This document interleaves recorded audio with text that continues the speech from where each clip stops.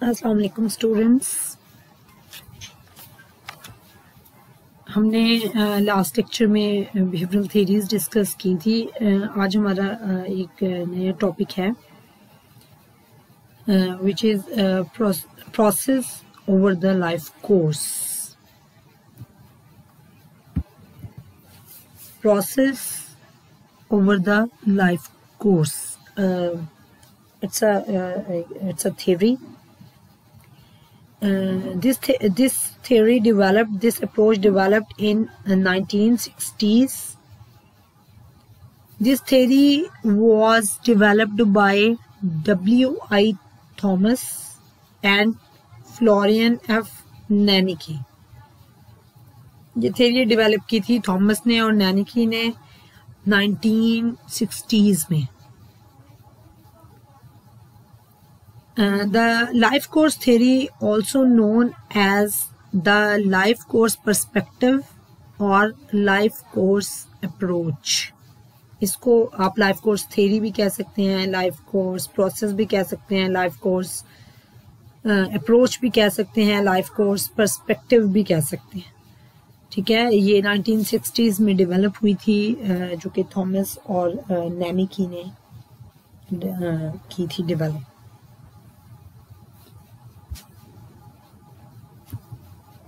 What is life course theory? Life course perspective है क्या? It is defined as a sequence of socially defined events and roles that the individual enacts over time. नाम से ही इस theory के पता चल जाता है लाइफ कोर्स थ्योरी, यानी आपकी लाइफ के बारे में है ये थ्योरी। आपकी थ्रू आउट योर लाइफ जो भी प्रोसेस होता है उसके बारे में है। Sequence of socially defined events and roles that the individual enacts over time. ये एक सीक्वेंस है हमारी लाइफ का एक प्रोसेस है जो सीक्वेंसली चलता है, स्टार्ट से, मतलब फ्रॉम बर्थ।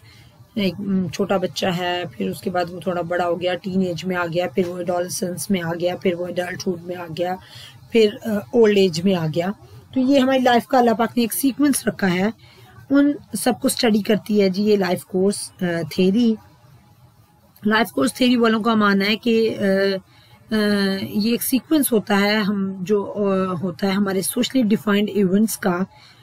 इवेंट्स हमारी लाइफ में जो आते हैं, फॉर एग्जांपल किसी का बेबी हुआ, फिर वो शादी हुई, उसकी डेथ हो गई, तो ये डिफाइंड इवेंट्स हैं हमारी लाइफ के। ठीक है, उसके बाद roles that the individual enacts over time, और हम हर पर्सन का एक डिफरेंट रोल है अपनी लाइफ का। कोई as a mother role play कर रहा है, कोई as a father role play कर रहा है, कोई एज अ डॉटर। पहले आप एज अ डॉटर, अगर एक लड़की है तो as a daughter role play करती है, फिर as a mother role play करती है, फिर एट अ टाइम वो कई रोल प्ले कर रही होती है, सिस्टर इन लॉ का, डॉटर इन लॉ का, डॉटर का, मदर का, मतलब एट अ टाइम आप कई रोल प्ले कर रहे होते हो। इसी तरह अगर एक कोई मेल है, वो पहले एक बेटे का रोल प्ले कर रहा होता है, फिर फादर का रोल और हस्बैंड का रोल, ब्रदर इन लॉ का, और इस तरह मतलब कई ब्रदर्स का, तो कई रोल आप एट अ टाइम प्ले कर रहे होते हो अपनी लाइफ में। तो लाइफ कोर्स थ्योरी वालों का कहना है कि आप हमारी लाइफ का एक सीक्वेंस होता है और उसमें इवेंट्स आते रहते हैं डिफरेंट हमारी लाइफ में, और आप उन इवेंट्स में अपने अपने रोल प्ले करते जाते हैं। ठीक है, ठीक हो गया जी। The life course perspective is a multi discipline approach to understand the mental, physical, health, social, economic, demographic, biological and psychological changes। अब लाइफ कोर्स थ्योरी वालों का मानना है कि लाइफ कोर्स पर्सपेक्टिव जो है वो मल्टी डिसिप्लिन अप्रोचेस को डिस्कस करता है। मल्टी डिसिप्लिन मीन्स कि सेवरल अप्रोचेस को, सेवरल टॉपिक्स को, सेवरल प्रॉब्लम्स को डिस्कस करता है। वो आपके मेंटल प्रॉब्लम्स हैं, फिजिकल प्रॉब्लम्स हैं, हेल्थ रिलेटेड इश्यूज हैं, सोशल इश्यूज हैं, कोई इकोनॉमिक प्रॉब्लम्स आ रहे हैं, डेमोग्राफिक प्रॉब्लम्स। डेमोग्राफिक वेरिएबल्स क्या होते हैं? डेमोग्राफिक वेरिएबल्स होते हैं your name, age, your gender, your birth. तो ये सारे योर मैरिटल स्टेटस, ये सारे क्या होते हैं? Demographic variables. तो इन सबको बायोलॉजिकल, साइकोलॉजिकल चेंजेस जो आपकी लाइफ में आ रही हैं आपकी डिफरेंट स्टेजेस में, तो ये लाइफ कोर्स जो है मल्टी डिसिप्लिन अप्रोच है एक, ये सब इश्यूज को साथ लेके चलती है, सब डिसिप्लिन्स को साथ लेके चलती है, सब डिफरेंट प्रॉब्लम्स को स्टडी करती है। ठीक हो गया जी। नेक्स्ट है जी, आगे चलते हैं अब हम। This approach developed for analysing peoples life within structural, social and cultural context. अब life over process over the life course theory जो है, ये लाइफ कोर्स थ्योरी जो है, ये अप्रोच डेवलप ही इसलिए की गई कि ये लोगों की ज़िंदगी को स्टडी कर सके, लोगों की लाइफ को स्टडी कर सके, लोगों की लाइफ पे रिसर्च कर सके कि लोग किस तरह से सरवाइव करते हैं, किस तरह से अपने इन्वायरमेंट में इंटरेक्ट करते हैं, किस तरह से अपनी बेसिक नीड्स को फुलफिल करते हैं, अपनी सोशल नीड्स को फुलफिल करते हैं, किस तरह से एक दूसरे से इंटरेक्ट होते हैं, किस तरह से सक्सेस हासिल करते हैं, किस तरह से अपना अर्न करते हैं, मनी अर्न करते हैं, किस तरह से। तो ये मतलब हर मल्टी, जैसे हमने डिस्कस किया, मल्टी डिसिप्लिन अप्रोच है ये। तो ये डिफरेंट डिसिप्लिन्स को स्टडी करती है। अब ये अप्रोच देखती है मेनली कि आप इंसान की लाइफ में स्ट्रक्चरल, सोशल और कल्चरल कॉन्टेक्स्ट क्या रोल प्ले करती हैं किसी भी पर्सन की लाइफ में। ठीक है, तीन मेन इसके फोकस हैं जी, structural context, social context and cultural context. अब स्ट्रक्चरल कॉन्टेक्स्ट क्या होता है जी? स्ट्रक्चरल कॉन्टेक्स्ट है जी, it refers to the institutions, culture and social practice that constrain you to keep within certain normative rules. अब स्ट्रक्चरल कॉन्टेक्स्ट क्या होता है कि हर अपनी सोसाइटी का, हर जगह का एक अपना स्ट्रक्चर होता है। जैसे हम क्लास में बैठे हैं तो हमारी क्लास का अपना एक स्ट्रक्चर होता है। इवन आप डिफरेंट टीचर्स आपको पढ़ाने आते हैं, हर सब्जेक्ट का डिफरेंट टीचर है, हर टीचर का ने अपना एक स्ट्रक्चर बनाया होता है, अपनी सिलेबस का अपना एक स्ट्रक्चर बनाया होता है, अपना एक पैटर्न होता है उसका, उसके अकॉर्डिंग वो अपनी क्लास को, अपने स्टूडेंट्स को लेके चलते हैं। तो इसी तरह हर फैमिली का एक स्ट्रक्चर होता है, हर सोसाइटी का एक स्ट्रक्चर होता है। फैमिली अपने स्ट्रक्चर के अकॉर्डिंग मूव करती है। तो हर फैमिली अपने स्ट्रक्चर हर घर ने बनाए होते हैं, हर फैमिली ने बनाए होते हैं, और उनके वो नॉर्म्स, वो रूल्स सब घर वालों को फॉलो करने के पाबंद होते हैं सब मेंबर्स। तो अपने स्ट्रक्चर के अकॉर्डिंग सब मूव करते हैं। नॉर्म्स होते हैं, हर सोसाइटी के अपने नॉर्म्स होते हैं। तो उन नॉर्म्स के अकॉर्डिंग हम पाबंद होते हैं कि हम बाउंड होते हैं कि हम मूव उन रूल्स के अकॉर्डिंग करें। जैसे हमारी फैमिली में बता दिया जाता है कि दीज एक्शंस आर गुड और these are bad, these behaviours are good, these are wrong. ठीक है ना?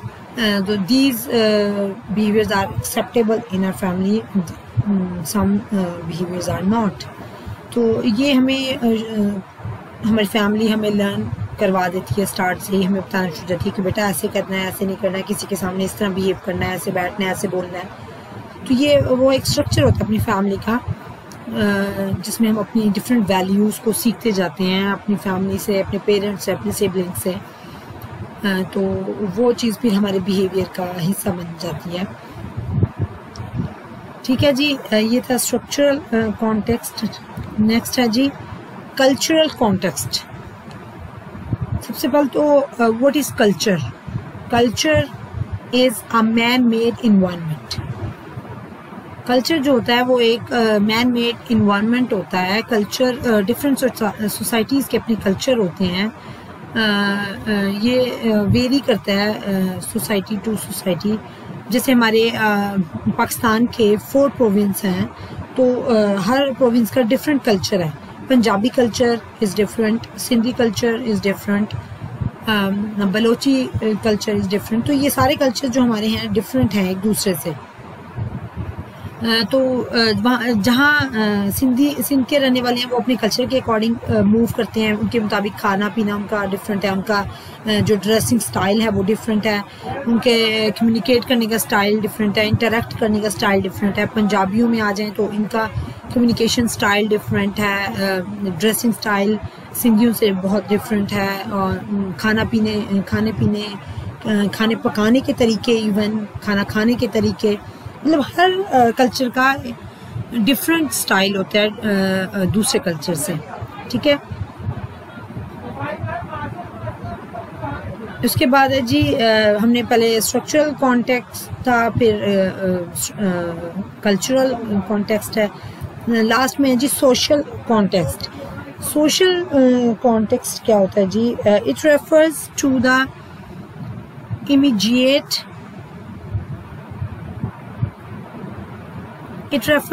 immediate physical and social settings in which people live or in which something happens or develops.